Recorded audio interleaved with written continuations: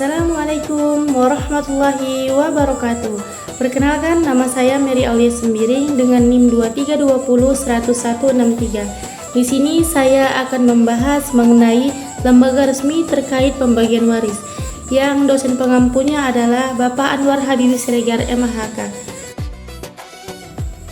Istilah kata waris tidak lagi asing di kehidupan kita dan juga di lingkungan masyarakat. Dalam lingkungan masyarakat, sering diperbincangkan tentang harta benda yang dimiliki oleh seseorang, yang dimana apabila adanya seorang meninggal, maka akan terlintasnya pemikiran menuju tentang masalah warisan. Baik, di sini saya akan membahas mengenai pengertian warisan. Warisan ialah suatu harta peninggalan dari seseorang yang telah almarhum, yaitu pewaris, diberikan kepada pihak yang berhak untuk mewarisi hartanya, yaitu ahli waris. Harta waris yang diberikan dapat berupa aset bergerak berupa tabungan, kendaraan, surat berharga, dan aset tidak bergerak yaitu berupa bangunan dan tanah. Keabsahan ahli waris untuk mendapatkan harta warisan ketika pewaris telah meninggalkan dunia, dan sebagai ahli waris harus menjalankan kewajibannya sebelum mendapatkan harta warisan, yakni harus menyelesaikan urusan jenazah, melunasi hutang, pelaksanaan wasiat yang ditinggalkan oleh pewaris, pelaksanaan pembagian warisan. Perlu adanya penentuan dan identifikasi ahli waris yang harus memiliki hubungan darah, baik dari keturunan ataupun dari perkawinan dengan pewaris. Baik, dilanjutkan dengan peran peradilan agama. Peran peradilan agama menjadi signifikan. Lembaga peradilan agama tidak semata-mata dipahami sebagai institusi yang menjalankan fungsi adjudikasi dengan memberikan putusan berdasarkan aspek legal formal saja, tetapi juga berperan sebagai institusi yang menjaga harmoni sosial dalam keluarga. Setiap penetapan atau putusan yang dijatuhkan oleh hakim peradilan agama harus senantiasa mencerminkan nilai-nilai kemaslahatan, keadilan, serta kedamaian. Oleh karena itu, hakim peradilan agama tidak hanya dituntut untuk menguasai dan menafsirkan norma hukum secara cermat, melainkan juga memiliki kearifan dalam melihat dampak sosial, psikologis, dan moral dari putusan yang dijatuhkannya terhadap para pihak. Lanjut di bagian kompetensi Undang-Undang Nomor 50 Tahun 2009. Peradilan dalam menangani waris. Pembagian waris dapat dilakukan secara sepakatan dan damai oleh para ahli waris, tetapi bila terjadi suatu pertengkaran dalam pembagian waris mengenai para ahli waris tidak menyetujui bagiannya maupun tidak mencapai kesepakatan untuk memberikan atau membagikan warisan untuk ahli waris, maka ahli waris dapat mengajukan gugatan ke pengadilan agama untuk melakukan pembagian warisannya. Sengketa waris dapat ditangani oleh pengadilan agama. Pengadilan agama setempat jika perkara tersebut merupakan kewenangan pengadilan agama dan juga memiliki kewenangan untuk mengadili perkara perdata umat yang beragama Islam. Lanjut, kewenangan notaris dalam pembuatan akte pembagian waris menurut ketentuan hukum Islam. Mengacu dari pasal 15 ayat 1 Undang-Undang Nomor 2 Tahun 2014 atas perubahan Undang-Undang Nomor 30 Tahun 2004 tentang jabatan notaris telah jelas di mana letak yang dimiliki seorang notaris walaupun merupakan kewenangan secara umum. Dengan demikian, notaris dapat membuat akte pembagian warisan berdasarkan ketentuan hukum yang bisa berpedoman pada ketentuan hukum Islam yang terdapat pada Al-Quran, Al-Quran, hadis, dan kompilasi hukum Islam.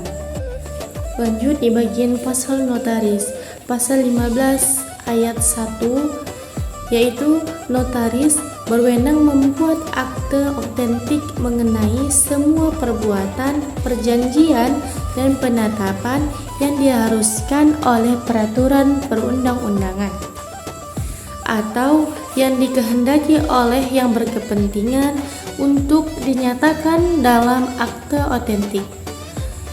Lanjut di pasal 15 ayat 2 huruf F. Notaris juga berwenang membuat akte yang berkaitan dengan pertahanan. Makanya notaris bisa bantu balik nama sertifikat warisan ke BPR. Untuk memperjelasnya ada dalil surah An-Nisa ayat 11 yang mana bunyinya Allah Subhanahu wa taala berfirman, A'udzu billahi minasyaitonir rajim. Bismillahirrahmanirrahim. Yusikumullahu fi auladikum lizzakari mislu hazzal unsayyain fa in kunna nisaan fawqa san'ataini falahunna sulusa ma tarak wa in kanat wahidatan falahan nisf wa li abawahi likulli wahidin minhuma sudusu mimma tarak in kana lahu walad fa illam yakul lahu waladu wa warisahu abawahu fali ummihi is-sulus fa in kana lahu ikhwatun fali ummihi is-sudusu min ba'di wasiyat yusi biha audain abaukum wa abnaukum la taruduna ayyuhum aqrabu lakum naf'a faridatan minallah innallaha kana aliman hakima, yang mana artinya Allah mensyariatkan atau mewajibkan kepadamu tentang pembagian warisan untuk anak-anakmu, yaitu bagian seorang anak laki-laki sama dengan bagian 2 orang anak perempuan. Dan jika anak itu semuanya perempuan yang jumlahnya lebih dari 2, maka bagian mereka 2/3 dari harta yang ditinggalkan. Jika ada anak perempuan itu seorang saja, maka dia memperoleh setengah harta yang ditinggalkan. Dan untuk kedua ibu, bapak bagian masing-masing 1/6 dari harta yang ditinggalkan.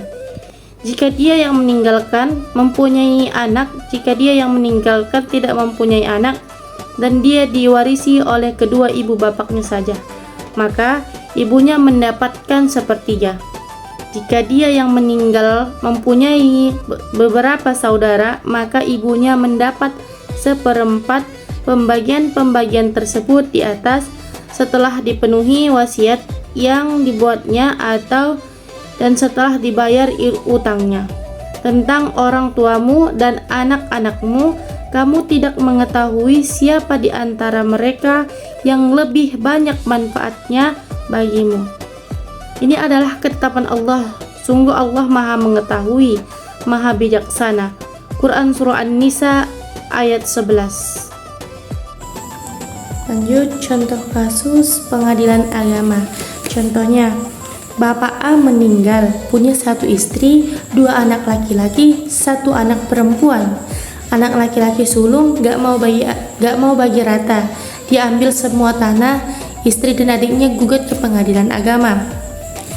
Jadi tugas putusan PA hakim yaitu menghitung pakai faraid, yaitu istri 1/8, sisa dibagi. Anak laki-laki 2 bagian, anak perempuan 1 bagian. Tanah dijual, dibagi sesuai porsi. Jadi tugas notarisnya itu dipakai kalau semua ahli waris sepakat, atau buat bikin akte supaya pembagian lebih kuat secara hukum.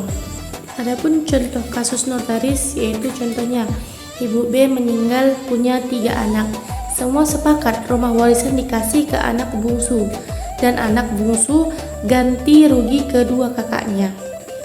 Jadi adapun peran notaris bikin APHW yang isinya rumah jatuh ke anak bungsu bayar 300 juta rupiah ke masing-masing kakaknya. Setelah itu notaris bantu balik nama sertifikat. Baik, ringkasan materinya yaitu warisan merupakan suatu hal yang penting dan hal yang berupa harta atau peninggalan dari seseorang yang telah meninggal dunia atau almarhum dan diberikan kepada pihak yang berhak untuk mendapatkan warisan tersebut. Dalam suatu lingkungan masyarakat ada beberapa yang mementingkan warisan untuk keberlangsungan hidup mereka, sehingga timbul suatu rasa ego ingin memiliki warisan tersebut. Maka dari itu, lingkungan masyarakat harus memiliki suatu aturan yang mengatur aturan warisan tersebut sebagaimana mestinya. Aturan dalam warisan memiliki banyak segi sudut pandang dari berbagai negara atau agama. Begitu juga dengan aturan peradilan agama di negara Indonesia seperti Undang-Undang Nomor 50 Tahun 2009 Peradilan Agama dan tindakan konkret hukum acara peradilan agama dalam menangani warisan. Di dalam Undang-Undang Nomor 50 Tahun 2009 diaturnya dua kompetensi yang berkaitan dalam menangani warisan peradilan agama.